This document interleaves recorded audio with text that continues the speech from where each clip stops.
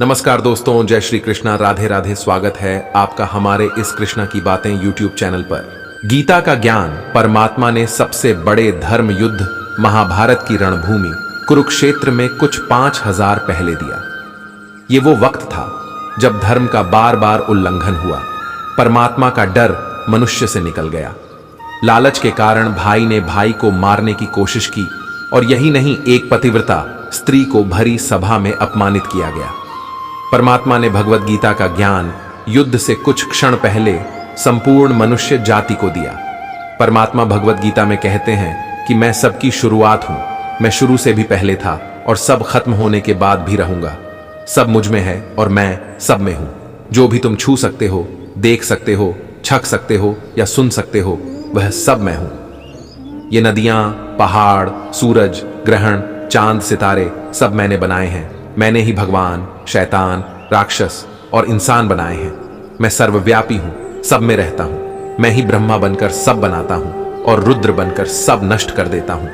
मैं यह सृष्टि यूं ही बनाता तोड़ता रहूंगा ताकि जन्म और मृत्यु के चक्र से मुक्ति पाने और हमेशा परमात्मा के साथ रहने के लिए आत्माओं को मौके मिल सके।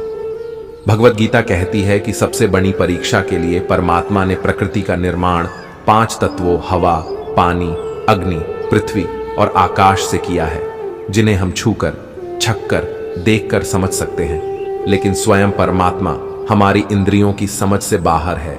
परमात्मा को आत्मा इंद्रियों से नहीं जान सकती। आत्मा 5 इंद्रियों के साथ वैसे ही है जैसे एक लोहे का रोबोट जिसे बनाने वाले का कोई पता नहीं। अर्जुन को भी परमात्मा का विराट रूप देखने के लिए भगवान कृष्ण ने दिव्य नेत्र दिए। भगवत गीता समझाती है कि आत्मा अजन्मी है, उसे कोई मार नहीं सकता, कोई जला नहीं सकता, कोई डुबा नहीं सकता, कोई काट नहीं सकता। लेकिन आत्मा को परमात्मा के साथ हमेशा रहने के लिए परीक्षा रूपी जीवन में बैठना ही पड़ेगा। इस परीक्षा के लिए परमात्मा से बिछुड़कर आत्मा को पृथ्वी पर किसी न किसी रूप में जन्म लेना पड़ता है और 84 करोड़ योनियों को जीने और मरने के बाद एक आत्मा को मनुष्य का शरीर और दिमाग मिलता है। सबसे बड़ी मर्यादाओं की परीक्षा में बैठने के लिए हर मनुष्य को पूरी परीक्षा के दौरान तरह तरह की अच्छी और बुरी भावनाओं के चक्रव्यूह में अपने ही भाई बहन या मित्रों के साथ डाला जाता है, जिसमें हर आत्मा को अपने अंदर के तामसिक और राजसिक जीवन से निकलकर सात्विक जीवन में प्रवेश करने के मौके मिलते हैं। हमारे तामसिक गुण वे हैं जो हमारे अंदर हीन भावना पैदा करके हमें स्वयं को उदास और नुकसान पहुंचाते हैं, और राजसिक गुण वे हैं जो हमें ईर्ष्यालु और लोभी बनाकर दूसरों के प्रति नुकसान पहुंचाने के लिए प्रेरित करते हैं। इस परीक्षा के दौरान हर आत्मा को तामसिक और राजसिक गुणों को समाप्त करके अपने सात्विक गुणों से परिचित होना पड़ेगा। सात्विक गुण वे हैं जो आत्मा को अपने आसपास की हर चीज से जोड़ते हैं और हमें प्यार करना सिखाते हैं। परीक्षा के दौरान हर आत्मा को जीवन के 4 स्तंभों धर्म, अर्थ, काम और मोक्ष का ज्ञान पाकर ही मुक्ति मिलती है। यही वो द्वार है जिसे समझकर ही आत्मा परमात्मा को समझ सकती है। पहला द्वार धर्म का है और शेर इसका प्रतीक है। धर्म वही है जो गीता, वेदों, गुरु ग्रंथ साहिब, बाइबल तथा कुरान में लिखा हुआ है। धर्म वही है जिसे धारण किया जाता है, जिसे आपका दिल मानता है, जैसे झूठ नहीं बोलना, चोरी नहीं करना, भगवान का निरादर नहीं करना, दूसरों को नुकसान नहीं देना। यही सब धर्म है और हर आत्मा को अपने जीवन काल में हर समय धर्म का पालन करना पड़ेगा और उसकी रक्षा करनी होगी। दूसरा द्वार अर्थ का है, जिसका प्रतीक घोना है। हर आत्मा अपने जीवन काल में स्वयं को पृथ्वी पर होने का अर्थ या मूल कारण समझेगी और इस जिंदगी में भोगने वाली चीजों और रिश्तों का आनंद लेगी।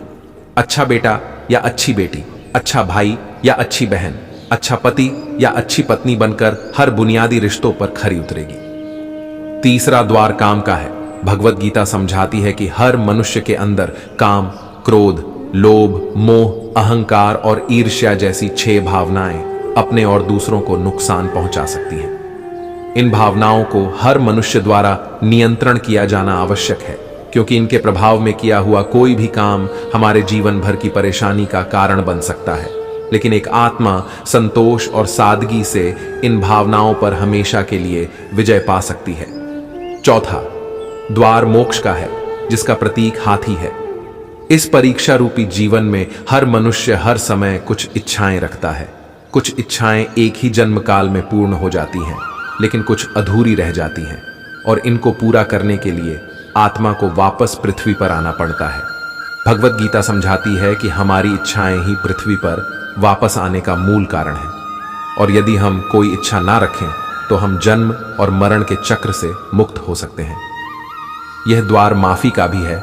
जिन्होंने आपके साथ बुरा किया है उनको माफ करके और जिनके साथ आपने बुरा किया उनसे माफी मांगकर मुक्ति पाई जा सकती है। जब तक आत्माएं इन चारों दरवाजों को समझ नहीं लेती तब तक आत्मा को बार बार मनुष्य रूप में आना ही पड़ेगा। जब परीक्षा का समय समाप्त होता है तब आत्मा शरीर और अन्य सब वस्तुओं का त्याग कर देती है। जो भी संसार में रहकर बनाया वह अब किसी और का होगा और आत्मा अपने कर्मों के फैसले के लिए चली जाती है। आत्मा के अच्छे बुरे कर्मों का हिसाब होता है। अच्छे कर्मों के लिए आत्मा कुछ वक्त स्वर्ग और दुष्कर्मों के लिए नरक में चली जाती है। नरक में आत्मा को अपने पापों की अनुकूल सजाएं मिलती हैं और सजा खत्म होने के बाद आत्मा को फिर एक नया शरीर और दिमाग मिलता है। परीक्षा में फिर से बैठने के लिए और हर परीक्षा में वही सब फिर से दोहराया जाता है। जिंदगी के 4 स्तंभों धर्म, अर्थ, काम, मोक्ष को समझने के लिए हर आत्मा को हर जन्म में कई जन्मों के कर्मों के हिसाब से कभी अच्छे और कभी बुरे हालातों से गुजरना पड़ता है। लेकिन जब तक आत्मा परमात्मा के साथ योग को नहीं समझ लेती वह मुक्ति नहीं पा सकती।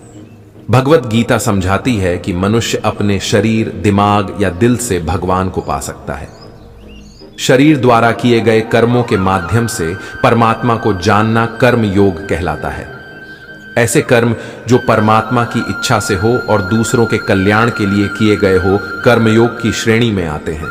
वाल्मीकि जी ने रामायण लिखकर और श्रवण कुमार ने अपने माता पिता को 4 धाम की यात्रा करवाकर अपने कर्मों द्वारा परमात्मा को पाया। भगवत गीता समझाती है कि दिमाग द्वारा भी आत्मा का योग परमात्मा से कराया जा सकता है। इसे राजयोग कहते हैं क्योंकि हमारा दिमाग इंद्रियों का राजा है।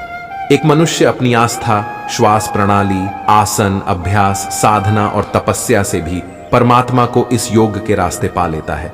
इस संयोग को समझने के लिए हमें अपने अंदर की एनर्जी यानी चक्र और कुंडलिनी शक्ति को समझना पड़ेगा। आत्मा मस्तिष्क द्वारा ध्यान लगाकर परमात्मा के साथ योग कर सकती है। शंकराचार्य, स्वामी रामकृष्ण परमहंस, स्वामी विवेकानंद और उनके जैसी कई योगी इस योग के रास्ते परमात्मा के साथ संधि कर पाए।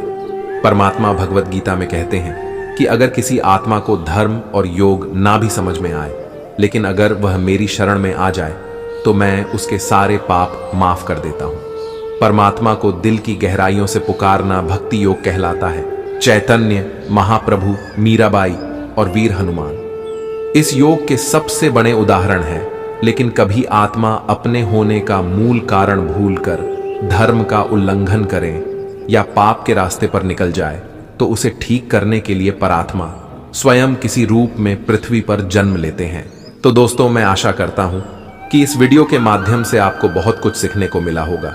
तो दोस्तों, अगर आप हमारे इस चैनल पर नए हैं तो कृपया चैनल को सब्सक्राइब जरूर करें और वीडियो को शेयर, लाइक, कमेंट अवश्य करें और दोस्तों कमेंट बॉक्स में सच्ची श्रद्धा से जरूर लिखें। जय श्री कृष्णा। राधे राधे। वीडियो को अंत तक देखने के लिए धन्यवाद।